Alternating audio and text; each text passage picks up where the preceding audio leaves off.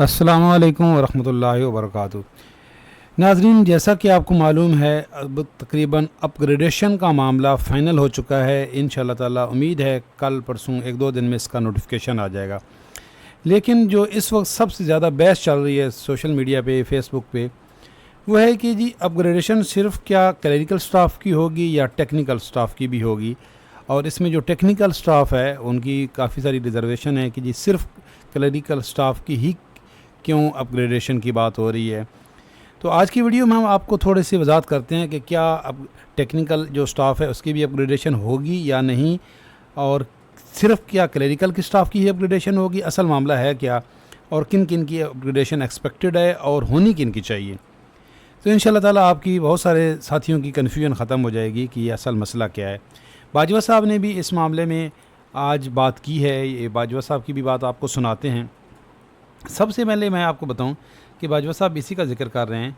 जो अपग्रेडेशन की बात हुई, जिसका रेफरेंस दिया जा रहा है, जो मुआहदा हुआ था, ये 22 अप्रैल 2021 का मुआहदा है, जो गवर्नमेंट के साथ, उस वक्त की गवर्नमेंट के साथ मुआहदा हुआ था कि जी अब, और इसका ही वादा किया था upgradation of the post from BPS 1 to 16 on the analogy of Khyber Pakhtunkhwa. जिस तरीके से खैबर पख्तूनख्वा में हुई है अपग्रेडेशन, उसी तरीके से अपग्रेडेशन का वादा किया गया था। फाइनेंस डिपार्टमेंट का ये एक मेमोरेंडम है कि जी हम करेंगे, लेकिन अभी तक ये वादा पूरा नहीं हुआ। और अभी इसी मामले में जो मामला ज़ेर बहस है, जिस पे अभी इस वक्त रिजर्वेशन भी है, और अब तकरीबन गवर्नमेंट मान चुकी है कि जी अपग्रेडेशन जी हम करेंगे।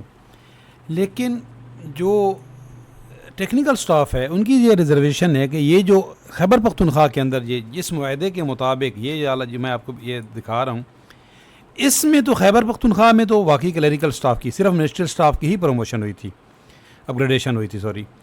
तो अगर ये KPK के तर्ज पे होती है, सूबाई तर्ज पे होती है, तो उसमें तो जो टेक्निकल स्टाफ है वो शामिल नहीं है, क्योंकि सूबों में अभी तक जो हुई है इस मामले में जिसका वादा किया गया था, इसमें तो अभी तक क्लरिकल स्टाफ ही आता है, मिनिस्ट्रियल स्टाफ आता है, टेक्निकल स्टाफ नहीं आता।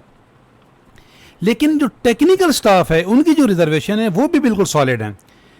वो ये कह रहे हैं कि जी जो क्लरिकल स्टाफ है उनकी ज़रूरी है अपग्रेडेशन होना, और वाकई उनकी नॉर्मल प्रमोशन नहीं होती। लेकिन जवाब ये पैदा किया जा रहा है कि तमाम टेक्निकल स्टाफ की प्रमोशन होती रहती है हर 2-3 साल बाद।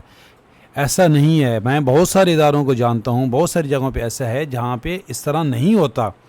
10-10 साल से टेक्निकल स्टाफ वाले भी एक जगह पे मौजूद हैं, तभी तो टाइम स्केल प्रमोशन की बात हो रही है। दूसरी बात यह है कि टेक्निकल स्टाफ का भी इसी तरह डिफरेंस है कि सूबों में ग्रेड 11 दिया जा रहा है एक जगह पे, और उसी क्वालिफिकेशन वाले बंदे को, उसी ट्रेड के बंदे को टेक्निकल स्टाफ में ग्रेड 7 दिया जा रहा है। ये भी फ़र्क है। तो ये मामला भी उठाना चाहिए कि जी आप टेक्निकल स्टाफ की जो अपग्रेडेशन है वो भी सूबाई तर्ज पे ही करें। लेकिन सूबाई तर्ज पे भी अगर करते हैं, जिस तरीके से क्लरिकल स्टाफ की आप बात कर रहे हैं, तो अगर टेक्निकल स्टाफ की भी सूबाई तर्ज पे होती है तो टेक्निकल की अब ऑटो पे प्रमोशन हो जाएगी, अपग्रेडेशन हो जाएगी। क्योंकि जो बहुत सारे डिप्लोमा होल्डर को सूबों में ग्रेड 11 दिया जाता है हर जगह पे, और वफाक में बहुत सारी जगहों पे डिप्लोमा होल्डर जो है वो अभी तक ग्रेड 7 में है, 10 में भी नहीं है। तो ये मामलात ऐसे हैं जिनको उठाना चाहिए। टेक्निकल स्टाफ की अपग्रेडेशन शुरू से हुई ही नहीं है। तो हम ये नहीं कह रहे कि ये रोडे अटकाए जाएं कि जी इनकी प्रमोशन क्लरिकल स्टाफ की ना होनी चाहिए, बिल्कुल हमारे भाई हैं सबके, लेकिन टेक्निकल स्टाफ को भी नज़रअंदाज नहीं करना चाहिए। ये बाजवा साहब की बात सुने, ये भी यही वादा कर रहे हैं और कह रहे हैं कि इंशाल्लाह ताला ये अपग्रेडेशन का मामला इतना अहम है, इसके बारे में वो आपको अपडेट कर रहे हैं। फेडरल मुलाजमीन की अपग्रेडेशन जो सूबों के अंदर 2014 से हो चुकी है, उसके हवाले से बातचीत चल रही है, मगर कुछ साथी नोटिफिकेशन का ऐलान कर रहे हैं, कुछ ने समरियाँ अप्रूव करवा दी थी और आज से 1 साल पहले भी मुबारकबादें दे दी थी। तो उन साथियों के लिए मैसेज है कि बिल्कुल आप इसका क्रेडिट भी लीजिएगा, मिठाइयाँ भी बांटिएगा और अपने क्रेडिट में भी डाल लीजिएगा। बावजूद इसके कि आप उस एहतजाज पे नहीं थे और हमेशा से इसकी मुखालफत होती रही। मुलाजमीन दुआ करें, अगर ये अपग्रेडेशन का इशू इतना आसान होता तो कब का हल हो चुका होता। हम एक दफ़ा फिर से गवर्नमेंट को मुज़ाकरात की टेबल के ऊपर लेके आएँ। दुआ करें कि सूबों की तर्ज के ऊपर वफाकी मुलाजमीन की अपग्रेडेशन के साथ साथ पे एंड पेंशन कमीशन की सिफारिशात के मुताबिक आउटस्टैंड मेडिकल कन्वेंस अलाउंस में इजाफ़ा 100% सिफारिशात है।